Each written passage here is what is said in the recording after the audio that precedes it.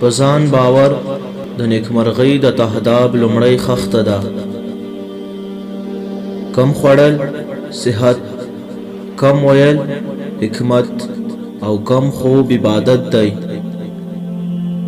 مډیره مینه کوئ او مډیره کرکه.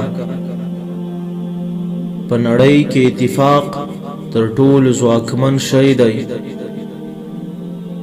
څوک چې ډېرې ټوکې کوي د هغه کس حیا او عزت کمیږي.